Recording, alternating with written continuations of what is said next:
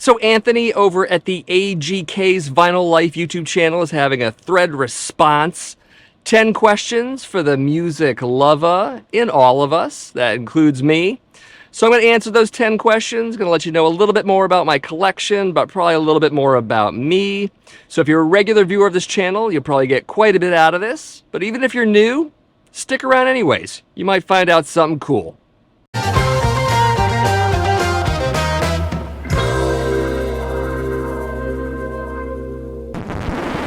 So first question is, how often do you listen to music? When, where, and for how long? Every damn day. Every day I'm listening to music. I listen to quite a bit of it at work. I have a Monday through Friday job, 8 to 4. So I listen to quite a bit there. I'm usually checking out new releases, but I'm also checking into band discographies and things like that. Also albums that I'm getting ready to review. All of that kind of stuff. I do listen to music on the weekends a bit, but I also save the weekends more for video production for this channel. Much like today. Today's a Saturday for me. So a little bit less on the weekends, but a whole lot during the week for sure. Question 2 is, how do you listen to the majority of music? Definitely streaming. Again, this happens a lot at work. I think it's more of a convenience factor. I mean, again, I've made the joke before, I can't take my turntable to work, so I can't hear vinyl there. Pretty much 80% streaming, 20% vinyl. I think that's kind of how it comes out on a given week. But yeah, streaming. So question 3 is, name your favorite radio station and or streaming service.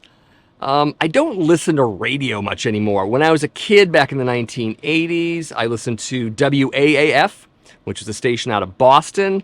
I did find out as of a couple years ago, they went Christian rock now, or they're a Christian contemporary station, which is amazing. But back in the 1980s and into the early 90s as well, they played a lot of classic rock. They also mixed in some of the pop metal and hard rock of the mid 80s to early 90s. So I heard a lot of that as well on that station. A lot of my friends played AAF as well, so that's the radio station I listened to. In fact, I do remember in the early 90s that I had made a song dedication to my then girlfriend at the time. They recorded the dedication and played it on the air, which was great. I listened to the radio for I don't know how many hours. I gave up because I wanted to hear my dedication. Why not? Because I knew they recorded it. And then, of course, what happened was that my girlfriend called me up. She was sunbathing in the backyard with the radio on at that moment and heard the dedication, and she loved it. In case you're wondering, the song was Rise to It by Kiss, of course. So since I don't listen to radio, I am a streaming service guy. I mentioned that before. My streaming service of choice is Apple Music. I did do Spotify for a while, but Apple Music worked a bit more with me. I've been an iTunes user since the very beginning, which is, 20 years ago, maybe a little more. So Apple's gathered a lot of data on me regarding what I like. And what that means with Apple Music is that their predictions or their recommendations for me are spot on every time. They've had 20 years to get to know me, and Spotify has not. So I stay with Apple Music as a result of that. Question 4 is, what year did you buy your first piece of physical music media? Well, this is December of 1980. I remember the period of time because it was the holiday season. And back at this time, my aunt and I used to hang out a lot. I lived with my grandmother for a short period of time. She's 8 years older than me, so she was kind of like a big sister. I think she indulged me quite a bit in things like movie selections and other things. So we went to the movie theater, and she let me choose the movie. The movie I chose was Flash Gordon, of course. We went in the theater. There must have been 3 other people in there because, for those who don't know, although it's a cult classic now, the movie bombed back in 1980. Everyone kind of panned on it. So I was not one of those people. I was enthralled with the movie. I loved everything about it.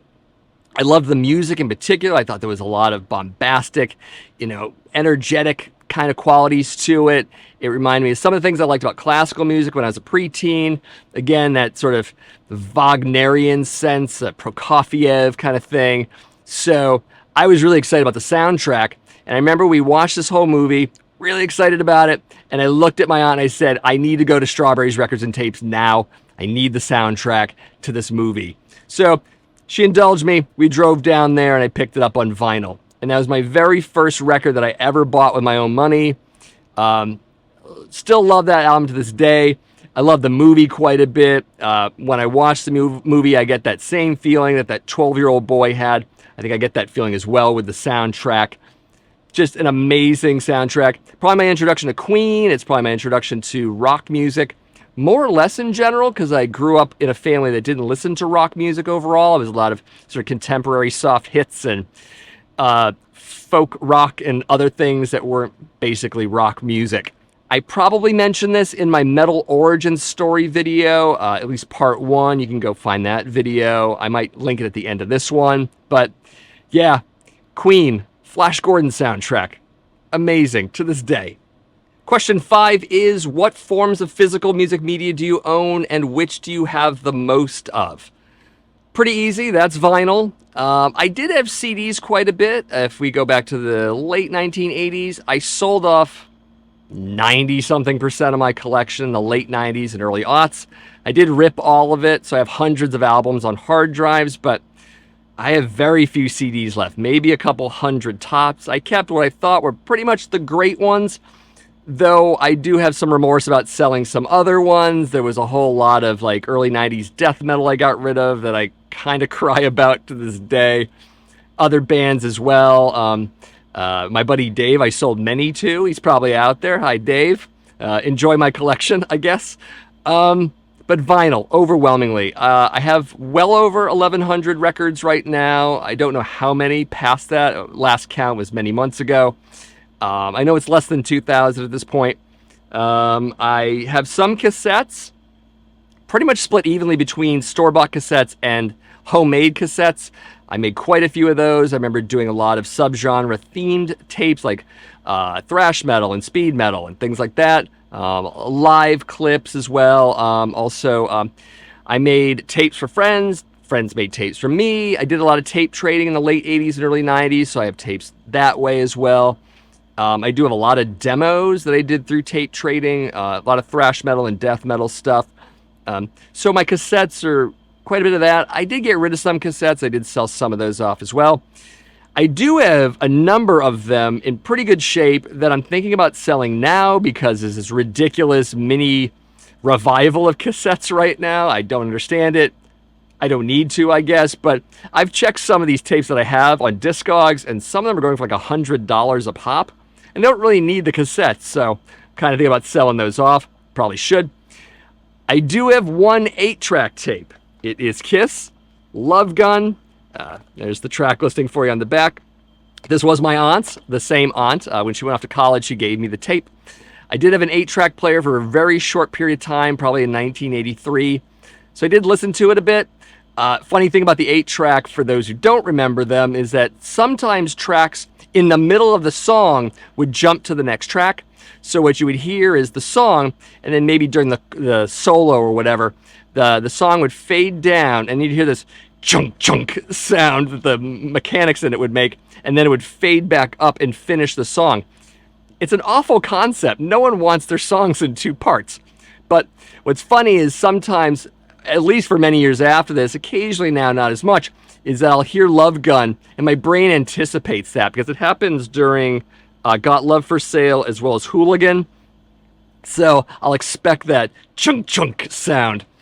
I don't know why. It's awful. 8-tracks are an abomination. They shouldn't exist. But I'm a Kiss fan, and I collect, so I still have this. Why not? So anyways, yeah, that's my physical media. Question number 6 is, which form of physical music media do you listen to the most? That's easy, and I probably already said it. It's vinyl. I love the vinyl. Physical format, I'm all in with vinyl. I pretty much started with vinyl as a kid. I remember I mentioned Flash Gordon, but I bought a whole lot of other stuff on vinyl. And I love vinyl for the same reason as a lot of you do. I like the bigger art.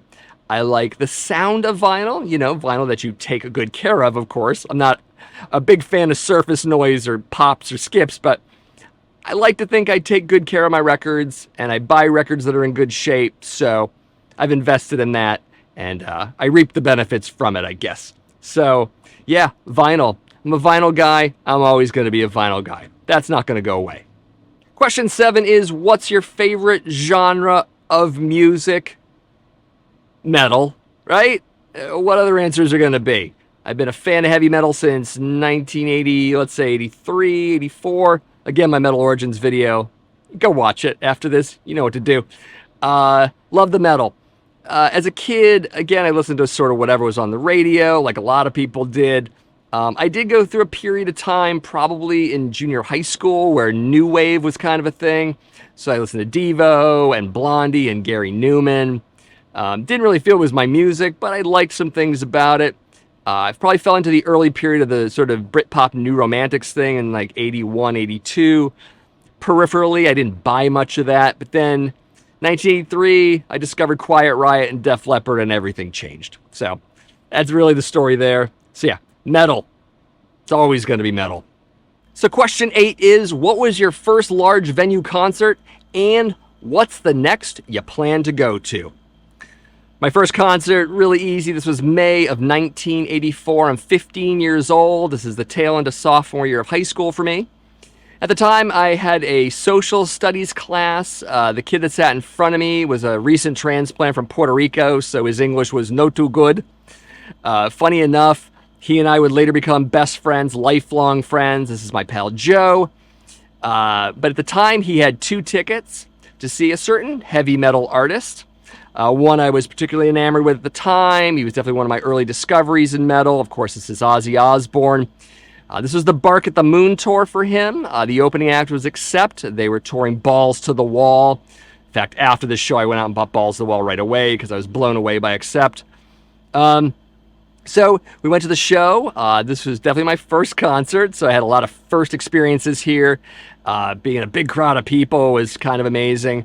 But one of the things I remember quite vividly was that the concept of getting to be even in the same room as a rock star was just amazing. I mean, even if it's, many yards away, I just felt grateful to get to see, Ozzy Osbourne live. And I was just very enthralled with that concept. I think now I take it for granted. We all do now. But as a 15-year-old kid at his first concert, I couldn't get enough of that. I felt blessed in some way that I got to see this, this band, this artist. So yeah, Ozzy Osbourne. And then it was a spate of concerts after that. I went to tons of concerts. This was at the Worcester Centrum, by the way, in Worcester, Massachusetts. Now the DCU Center, though I mostly refuse to call it the DCU Center because it's always the Centrum to me. I hate that they're all named after corporations now. That drives me nuts. Hammersmith Odeon will always be Hammersmith Odeon, even though I've never been there. I've just seen a lot of cool concerts on video from that venue. I don't even know what it's called now. You can tell me in the comments, because I don't want to know. But anyways, yeah, Ozzy Osbourne. So that's the answer to my first concert. The one I want to see next, this is easy. It's Iron Maiden. I'm going to see them in October, again in Worcester, at the same venue with the different name that I won't say again. A buddy of mine bought tickets from me and a couple other buddies, so I'm going to drive down there, rent a car, and all that. I have never seen Iron Maiden live in my life, and I don't know why that even is. I did a video on the top 10 bands I want to see live but never have. I believe Iron Maiden was number 1 on that list, so I finally get to see Iron Maiden. So question 9 is, if you had the power to bring one music artist back from the dead, who would you resurrect and why? I'm going to assume we're not going to resurrect them in zombie form. They're going to look much like they did before they died. I'm just going to assume that. I really did some research on this one. I went on the internet, I looked up a bunch of lists, and I really realized that 99.9% of the artists and musicians that are dead now, I don't care about them. They either weren't part of my generation, or they weren't of a genre I particularly liked, or they were just people I thought were rather despicable, and I think they're better off dead, just to be honest. But I did pick 2. The first, which is Randy Rhoads, obviously guitar player for Ozzy Osbourne. He was on the first 2 records, and then he was in Quiet Riot before that, when only Japan cared about them, and maybe the LA club circuit as well. Randy Rhoads, amazing guitar player. My other choice is Cliff Burton. He was the bassist for Metallica. He was on the first 3 albums, and then he died tragically. It's interesting to think about these guys, though. Bringing them back from the dead, you kind of wonder what that would mean. I mean, if these guys had lived, for instance, would they still be as cool? I mean, Randy Rhoads could have ended up in some pop metal band, a spate of one-hit wonder bands. You don't know, because there have been amazing guitar players in those kinds of bands, and they just go away. Or he could have gone the Eddie Van Halen route. The 2 of them were rivals in the LA club scene. Eddie went on, when Sammy Hagar came in the band, they became Van Hagar, or whatever you want to call them, and then just became this kind of boring pop band. Even though Eddie Van Halen's an amazing guitar player, I could care less about their music at that point. I'm a David Lee Roth guy. So, could have Randy Rhoads have gone that route instead? That would have sucked. Cliff Burton? Who knows? I can almost see him in like a stoner doom band now, because he might have left Metallica once things like Saint Anger and all that stuff happened. You don't know. So, but it'd be interesting to see these two individuals back. I think just out of curiosity to see what they would do musically, because they might not be in their bands that they were in before they died. Or they might not go back or whatever. So yeah, there it is. Randy Rhoads, Cliff Burton. And question 10 is, if you could only hear one last song in your lifetime, what would it be? That's quite a question, actually, because there are lots and lots of songs in the world, let alone ones I love a great deal. But I got to go with War Machine by Kiss. It's one of my favorite Kiss songs. It's one of the heaviest Kiss songs. It's at the end of my favorite Kiss album, Creatures of the Night. It is the very first song I ever learned on bass guitar when I was 16 years old. In fact, a short aside here, I had a music teacher at the time who taught me how to play bass. I did maybe half a dozen lessons with him, and then I got rid of him because he was a jerk-off. Awful dude. He hated heavy metal. Didn't want to teach me any metal songs, but I kind of made him do that anyways because, let's be honest, it's my money. You do what I tell you to do. So, that was my attitude at 16 anyways. So, and I wanted to learn. So, I said, we're doing War Machine and all of that. He taught me the song, but what was interesting is that I don't know if he wasn't listening carefully enough. I know I wasn't. I was kind of new to the music game in general. He taught me the song in standard tuning. And decades later, literally, I find out that Gene Simmons plays it in E flat. He drops a half step, which is interesting because if you listen to War Machine very carefully, with Vinnie and Paul are playing in standard tuning, and Gene dropped down a half step, that's what adds to the sort of menacing quality to War Machine. I don't think I consciously picked up on that when I was a kid, but listening to it very carefully now, and also seeing that it's an E flat for Gene in tablature and sheet music and everything else I've run into since then, I find that my teacher, who clearly didn't like heavy metal, either didn't give a crap or was trying to mislead me purposefully. I don't know. Depending on the conspiracy theorist in you, you can pick the latter if you want. I'll go with he just didn't give a crap.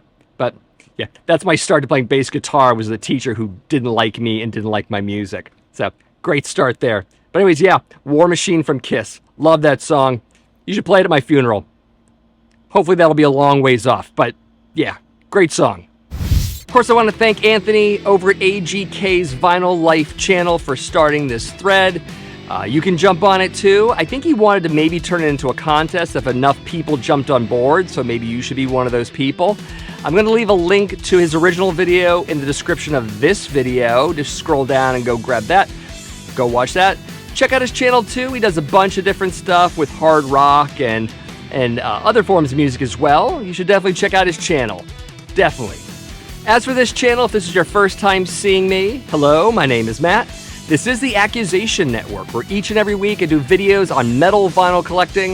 I also do videos on classic and modern metal bands in general. If that sounds of interest, definitely subscribe to this channel, like this video, and share it with some of your friends. And as always, thank you for watching, and I'll see you in the next video.